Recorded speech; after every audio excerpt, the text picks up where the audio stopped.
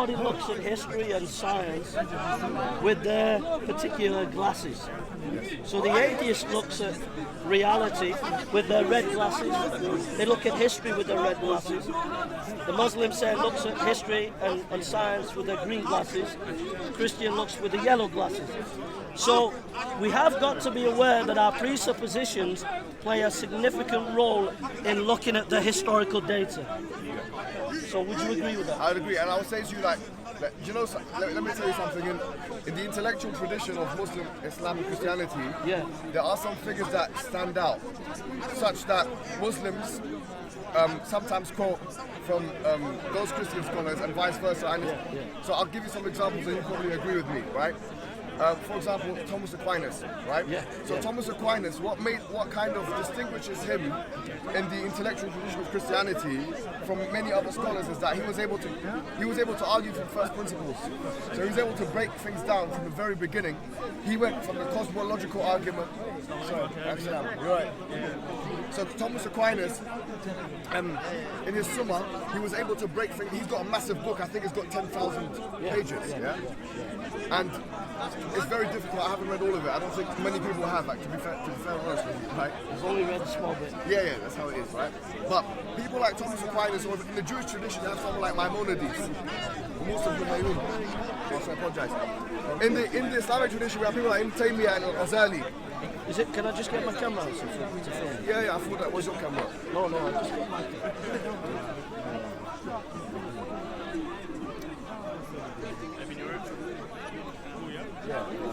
Chase it is So, can someone film? Go on that store, boy. What do I do? Sorry about that. No problem, my friend. I'm an atheist, so I've not got a dog in this fight. No, atheists need money, mate. True. Well, I'm Bill. Okay. Yeah. So Jason, what I was going to say is that these people in the intellectual traditions, they stand out because they were able to argue from first principles. So they were able to argue, for example, one thing that Muslims and Christians both use in discussions with atheists, right? You're atheists here, right? Is the cosmological argument, So everything that begins to exist has a cause, or whatever it may be, right? And we use that because it's a systematic theology that we accept, and that we think makes sense, and that we think it logically proves what we're trying to ascertain, which in this case is God, the existence of a monotheistic entity. So both Muslims and Christians and Jews, as well, like Maimonides, we use those arguments. You see what I'm saying? So I would say is let's not depart from that.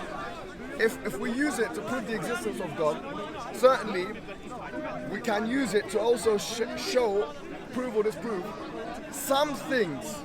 Not all things, but some things related to the nature of God.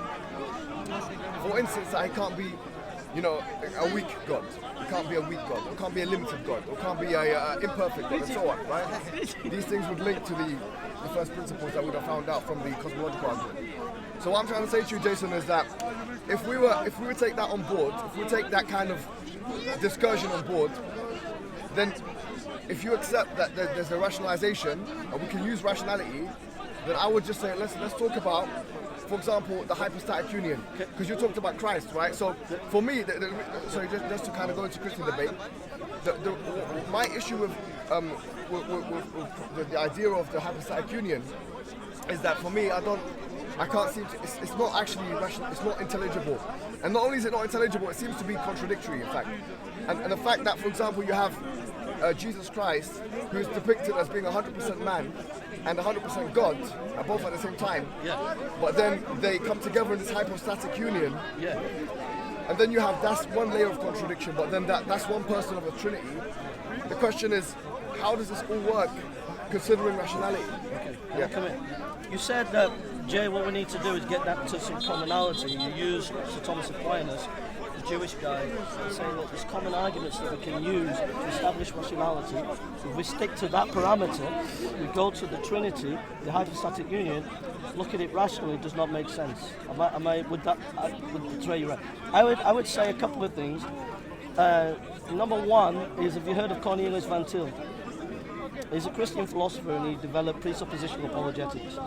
So a lot of the Christian apologetics are based on that kind of argument that you're saying.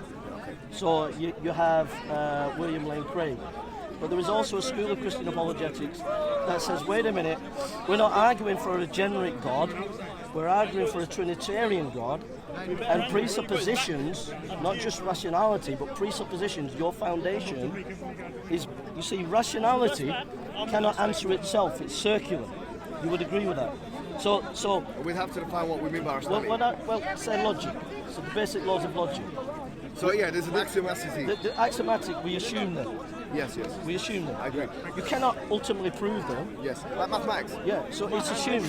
So Cornelius Van Til says, no, we have to go to foundations. Now, for example, if you remember, Immanuel Kant wrote Critique of Pure Reason, and you wrote on the subject of rationality. Yes. And there was a debate between presuppositions, things that we cannot prove but are axiomatic in how we look at evidence, Yes. and evidences.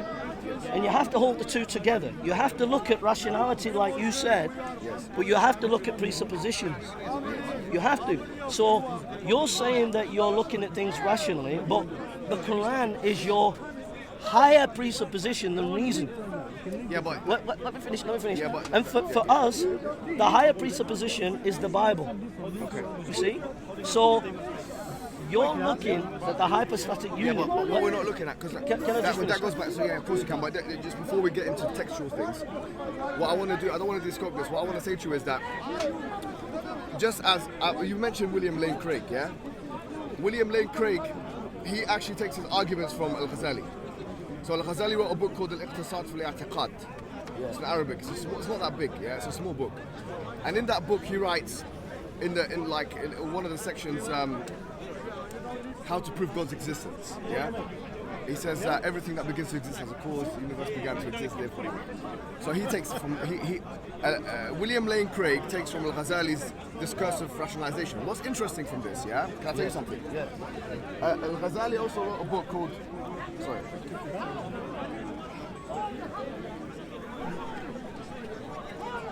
Yeah.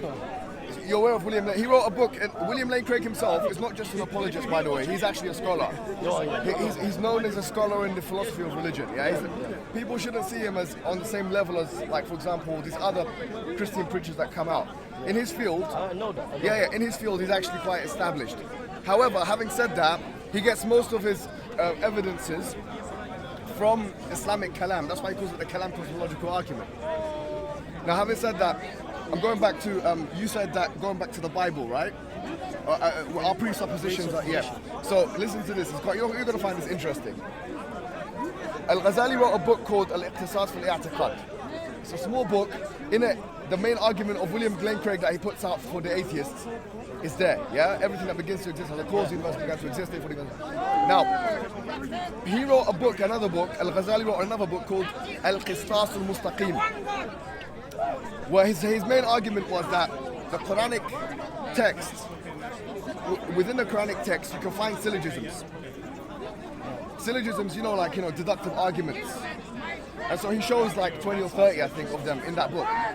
The irony of ironies is that there's a verse in the Quran, which is chapter 52, verse 35. أَمْ خُلِقُوا مِنْ غَيْرِ شَيْءٍ أَمْ هُمُ الْخَالِقُونَ أَمْ خَلَقُوا السَّمَاوَاتِ وَالْأَرْضَ بَلْ لَا يُوقِنُونَ. Were they created from were they created from nothing, or were they themselves the creators of themselves? Did they create the heavens and the earth? They have no certainty. Yeah. From this, a lot of scholars like Al-Ghazali and Ibn Taymiyyah in his book Al-Radd ala al-Mantaqiyin, a response to the logicians, they use that to make the argument that the universe must have had a beginning and so on. Yeah. The irony is that it doesn't seem to be the case. In Christian scholarship, we talked about William Lane Craig, but it's also the case of Aquinas and Maimonides and the Jewish scholar.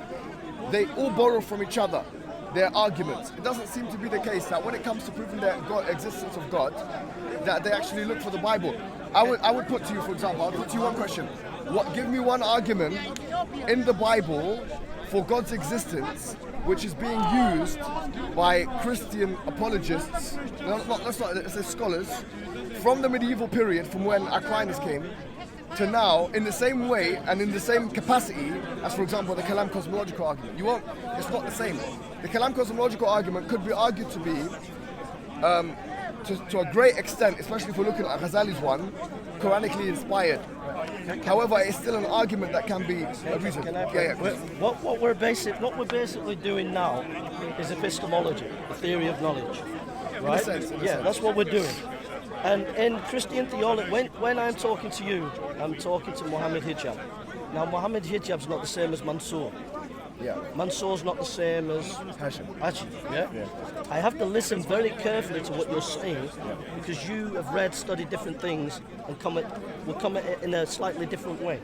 Yes. So when you're talking to me, you've got to come in to my world and understand. And what you're doing is you're taking your understanding of Christian apologetics. Or scholarship. But if I just enlighten you about Christian apologetics, there's at least 5 different apologetics, Christian apologetics, right? There's what is called Reformed apologetics, right? Which is Alvin Plantinga.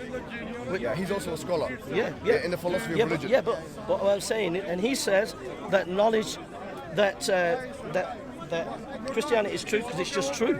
He just says that. Right? No, but he also has a very complex contingency argument that he puts forward. Yeah, but have you seen it? But the principle epistemology. But no, he has first principles. He argues from first principles as well. Yeah. Then you have Van Til's presuppositionalism. Yeah. Then you have natural theology, which is William Lane Craig, and that's where you're coming from, and you're not engaging with the scholarship that I'm talking about, Van Til. Secondly, you're on about natural theology, about William Lane Craig borrowed from the Muslim. You okay? You okay, bro? Oh, you got a cold? Yeah. You got to just chill.